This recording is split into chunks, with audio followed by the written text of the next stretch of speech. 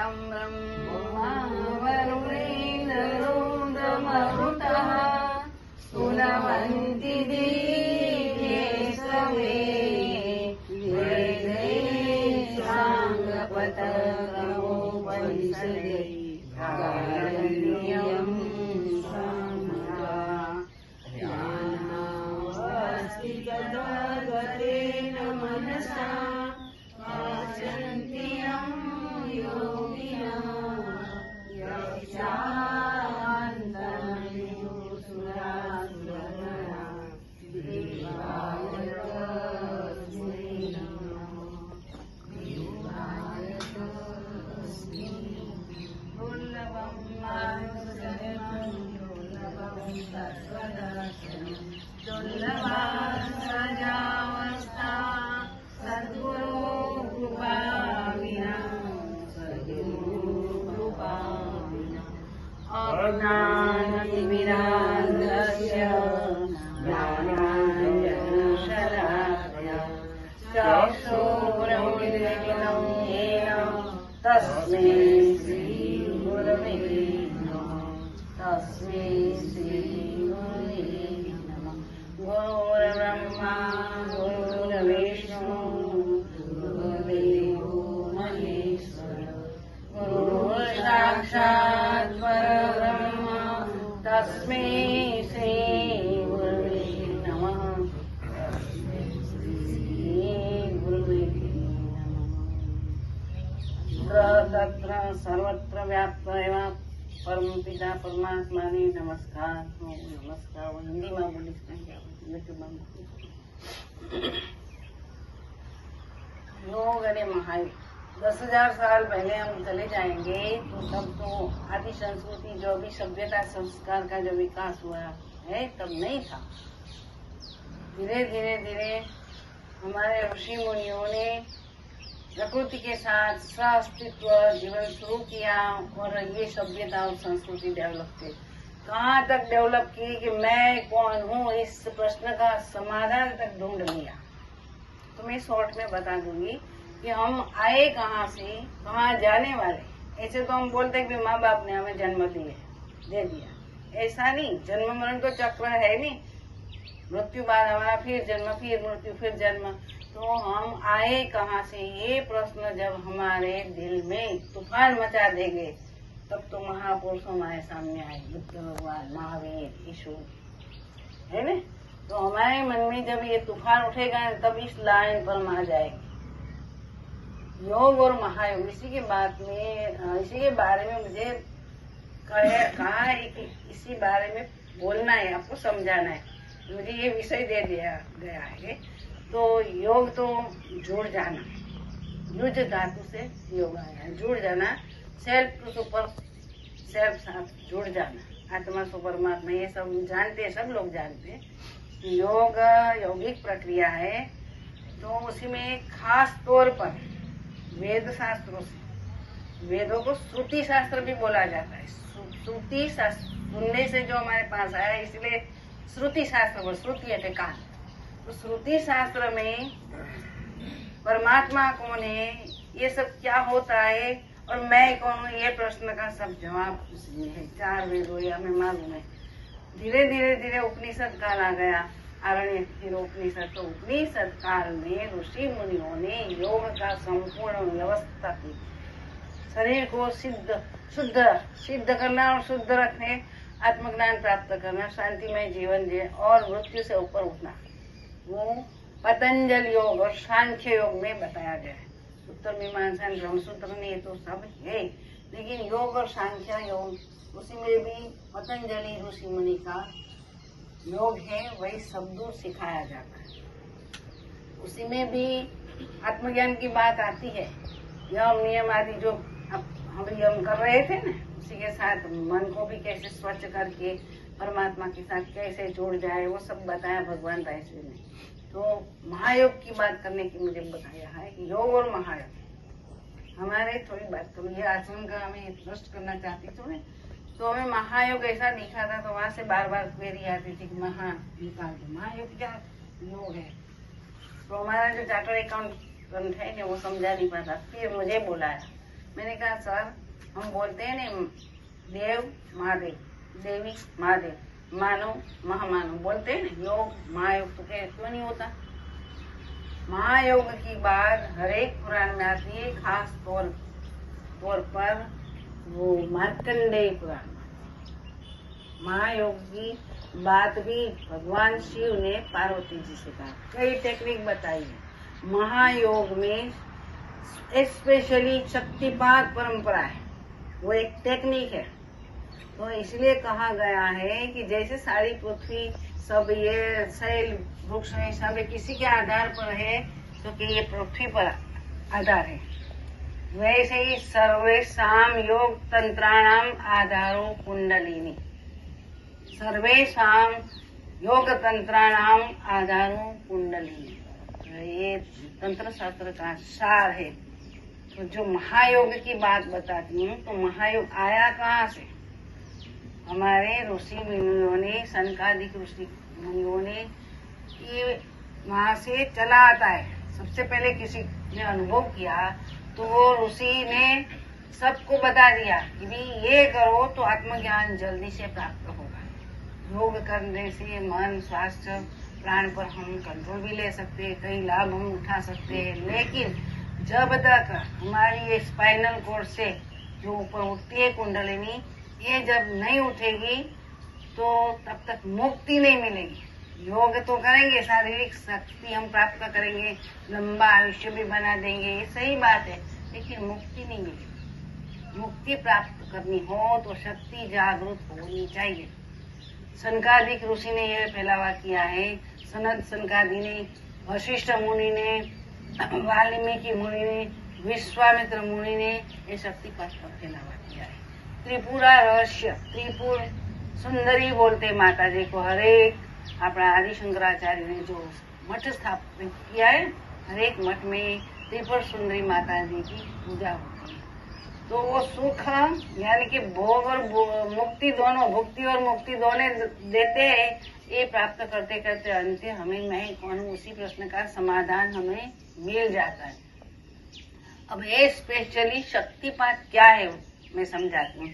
पात यानी कि गिरना, तो शक्ति तो चारे और है। ऊर्जा हम बोलते हैं, ऊर्जा की बजाय शक्ति बोलते हैं। तो ऊर्जा में जो अर्थ सीमित है वो अर्थ यहाँ सीमित नहीं है। अनंत ब्रह्मांड में जो शक्ति व्याप्त है, तो उसी में पात कैसे किया जाता है, प्रश्न उठेगा ना लॉजिकली, ये शक्तिपात कैसे होता है। लेकिन हमारा ये जो शरीर है, दरेक व्यक्ति का शरीर अलग अलग है, कर्म के अनुसार मिला है, कर्म के अनुसार हमारा जीवन चलता है। तो दरेक में ये शक्ति तो है ही है, लेकिन वो बहिर्मुख है।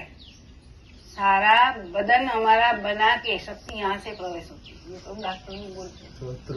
हाँ, तो ये सहस्रार चक्र से नीचे उतरते सारा ये गठन करती करती, स्पाइनल कोर्ड का गठन करती करती नीचे आके मूलाधार चक्र में अपना मुंह पूछ मुंह से दबा के बहिर्मुख होती है। एक चक्र है, भीतर जाना है केंद्र में, तो चक्र को कहीं से तो तोड़ना पड़ता है ना। तो हमारा जो जन्म मरण का चक्र है, उसी में छूटना है तो कहीं से तोड़ना चाहिए ना। तो क्या करना चाहिए कि भाई यहाँ एक ही दरवाजा है, हम दरवाजे से प्रवेश भीतर किया तो निकलना तो यही दरवाजे से ही निकलना पड़ेगा ना, और तो कोई है नहीं। हमारे तो 9 द्वार है, लेकिन 10वां द्वार यहाँ सहस्रार कहा गया है। सहस्रार से प्राण प्रवेश है, शक्ति प्रवेशी है, तो वहां से निकलेगी तब ही वो मुक्त होगी। सांख्य दर्शन ऐसा कहते हैं कि पुरुष और प्रकृति, पुरुष यानी कि आत्म तत्व, ब्रह्म तत्व, और प्रकृति दोनों अलग है हमेशा के लिए। लेकिन पतंजलि मुनि का योग दर्शन ऐसा करता है कि शक्ति खुद इसमें प्रवेश गई है, छुट्टी को मुक्त शक्ति होती, हम नहीं होते। हम तो देहाध्यास लेके चलते, मैं फला हूँ, डॉक्टर ऐसा हूँ ऐसा हूँ, नाम को हमारा जो शरीर को नाम दिया है उसी को मैं हूँ ऐसा मान लेते। आगे ये दर्शन भी हमारे वेदांत से आए हैं। सबसे मोर वेदांत है। वेदांत ने ऐसा नहीं कहा कि शक्ति और परमात्मा अलग है, शक्ति परमात्मा की ही है, निश्रुत होती है, ये वेदांत की बात है। अंतिम ज्ञान की, आत्म साक्षात्कार की अनुभूति करनी हो तो वेदांत में जाना पड़ेगा। और शक्ति यहाँ से प्रवेशी फिर से यहाँ से लाके निकालनी पड़ेगी। जब तक यहाँ से शक्ति नहीं निकलेगी तब तक मुक्ति नहीं। और यहाँ से कब निकलेगी? हम जो आसन प्राणायाम करते हैं उसी से प्राण स्वच्छ होता है। हमारा स्नान करते हैं प्राण स्वच्छ होता है, राग द्वेष निकालते मन स्वच्छ होता है। प्राणायाम से क्या होता है? मन स्थिर होता है। क्यों होता है? कि मन है प्राण के आधार पर चलता है।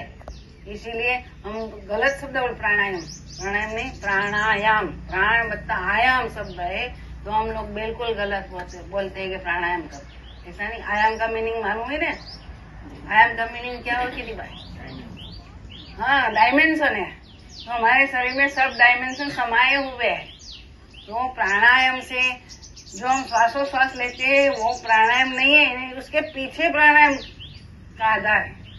इसीलिए प्राण को पकड़ना चाहिए। हम ये करके प्राण को जब दाहिने से दाहिने जो हम प्राणायाम करते हैं तो इस बीच में 1 सेकंड ऐसी आती है खाली जगह आती है, वो पकड़ना ध्यान में मेडिटेशन में हो सकता है। जब शक्ति जागृत होके ऊपर उठती है, एक चक्र को एक्टिव करती है, तब ये अनुभव होता है। उसी को आपने पूछा था ना कि प्रतिबोध विदितम ब्रह्म क्या है।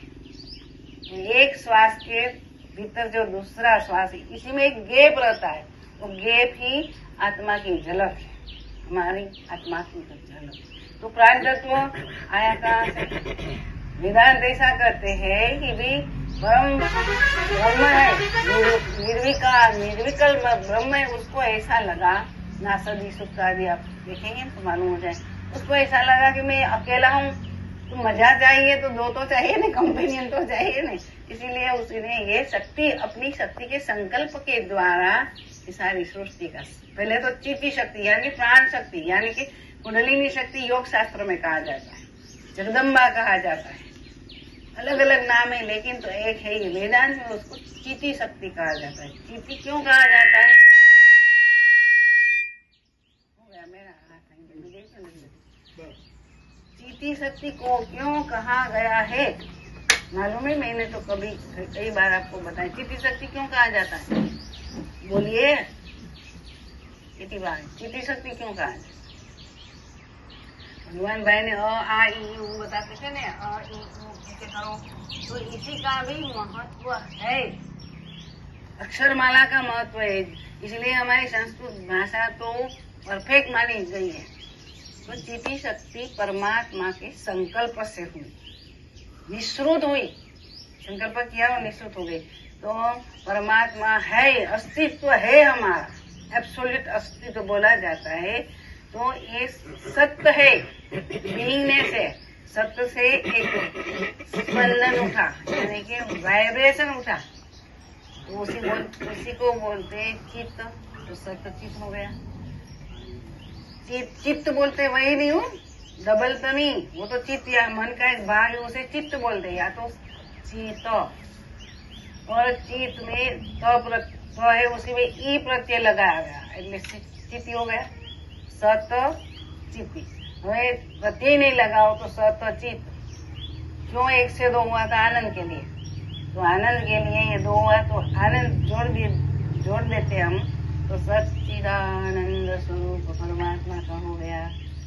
परमात्मा का स्वरूप थोड़ा 2 हाथ वाले 1000 हाथ वाले में बोलते हैं, ये तो हमारी प्रोजेक्शन है। लेकिन सच्चित आनंद, सच्चिदानंद स्वरूप परमात्मा का है। तो ई प्रत्यय है ने चित्ती शक्ति, सारे अनंत ब्रह्मांड में वही काम करती। उसी ने प्राण शक्ति निश्रुत किया, प्राण धीरे धीरे शरीर में आया। हर एक पशु पक्षी 84 लाख योनि में आ गया।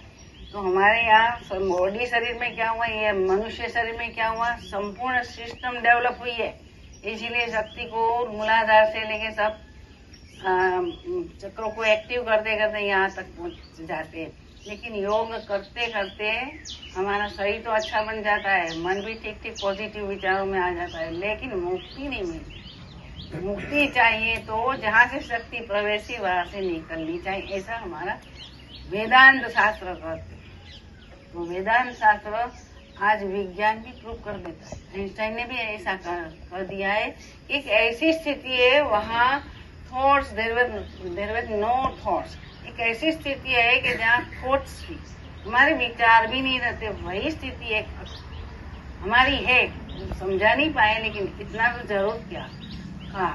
तो लेकिन हमारे आचार्यों ने अपने अपने विचारों से, सिद्धांतों से जो बताया, तो कोई ने विशिष्टाद्वैत कहा हमारी अनुभूति को, अंतिम अनुभूति को, किसी ने भेदाभेद वृत्ति की, कोई ने ऐसा सिद्धांत दिया जैसे कि रामानुजाचार्य विशिष्टाद्वैत, कि हमारी सोल और सुपर सोल साथ यहाँ मिल जाती है, जैसे ड्रॉप इन ओशन, बारिश का पानी समुद्र में मिल जाता है, कोई किसी की ताकत नहीं कि अलग कर दे, बारिश का पानी है समुद्र का पानी।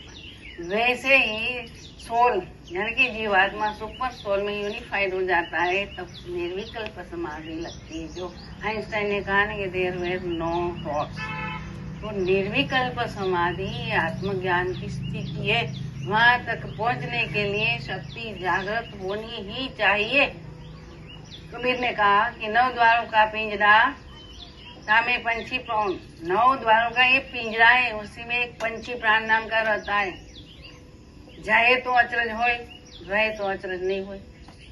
चला जाता है तो हमें आश्चर्य होता है, लेकिन रहता है तो कभी हमें आश्चर्य नहीं हुआ कि कैसे रह पाता है, कैसे टिक पाता है, क्योंकि हम बहिर्मुख है, इसलिए कभी ऐसा सोच आती ही नहीं हमारे दिल में।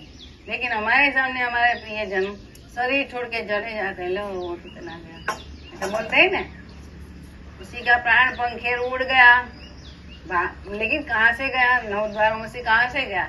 तो 9 द्वारों में से जब तक प्राण निकलता है तो उसी का जन्म जरूर होता है दूसरे जन्म में, अपने कर्म करने का। लेकिन यहाँ से ब्रह्मरंध्र से जिसका प्राण निकलेगा, उसी को जन्म मृत्यु से ऊपर उठ गए। जैसे हमारे आधुनिक युग में 2 लोग ऐसे 2 महात्मा हो गए जिनका ऐसे यहाँ से प्राण निकलता देखा। तिब्बत में एक मिलारप्पा नाम का एक बौद्ध साधु है, वो बिल्कुल निम्न कक्षा का था। जादू करना, ब्लैक मैजिक करना, किसी को ये मारण मोहन जो बोलते हैं, उच्चाटन सम्मोहन, वो करता था। फिर उसको ऐसा लगा कि ये मैंने सब क्या किया। फिर अपने गुरु के पास गया, गुरु ने उसको दीक्षा देने में बहुत परीक्षा करवाई। उसको ऐसा लगने लगा था कि ये गुरु कैसा है, हमें कितना काम करवाता, ये सब कंपाउंड वॉल अकेले आप कंस्ट्रक्ट कर दो। हो गया 12 साल के बाद, फिर बोला कि अब निकाल दो, तो ये गुरु कैसे? फिर बोले कि भाई आप मुझे ज्ञान देने के लिए, मैं लेने के लिए आप मैं आया हूँ, तो ज्ञान देने के बजाय ये क्यों करवाते? फिर गुरुजी ने कहा आपका ये पाप है ने, वो धुल गया, अब तुझे दीक्षा मिली। फिर दीक्षा मिली तो ये मिलार पर आपने पढ़ी है ना, मैंने सबको दी है। तो इतनी साधना की और तिब्बत में कई लोगों को उद्धार कर दिया। फिर उसी का जो प्राण छूटा, शरीर छोड़ दिया, तो यहाँ से और यहाँ हमारे भारत में, इंडिया में रमन महर्षि एक हो गए, उसी के प्राण यहाँ से निकले। तो हम ब्रिटिश गवर्नमेंट थे यहाँ, तो ये सब लोगों ने देखा, क्या देखा? एक तेजस्वी लिटा यहाँ से लिसोटा ऐसे आकाश में गिर गया। तो इसी को हमें प्राप्त करना है। तो शक्तिपात टेक्निक इसीलिए रॉयल पाठ कहा गया है शास्त्रों में, कि शक्ति का पाठ नहीं करते गुरुजी, लेकिन जो आप हमारे दिल में शक्ति है ना, और अनंत ब्रह्मांड में जो शक्ति व्याप्त है, उसी के साथ कनेक्शन करते। जैसे हमारे सब कुछ सब दूर हमें ये इलेक्ट्रिसिटी बिछा दी, लेकिन जहाँ से पावर सप्लाई होता है उसी के साथ कनेक्शन नहीं होगा तो अंधेरा ही अंधेरा होगा। इसीलिए शक्तिपात परंपरा को शास्त्रों में बहुत प्रशंसा की है उसकी, और उसी का 3 बड़ा फायदा रहता है। परंपरा वाले सिद्ध गुरु है, उसी से दीक्षा लेनी चाहिए। शक्तिपात रॉयल पाठ है। शक्ति जागृत होते ही सब क्रियाएं अपने आप होती, जो हम करते हैं ना, यहाँ कर्तृत्व भाव है, वक्तृत्व भाव है, वहाँ कर्तृत्व भाव नहीं है, वहाँ शरणागति का भाव है। हमारे जो गुरुजी ने शक्ति हमारी कनेक्ट कर दी है, तो ऐसे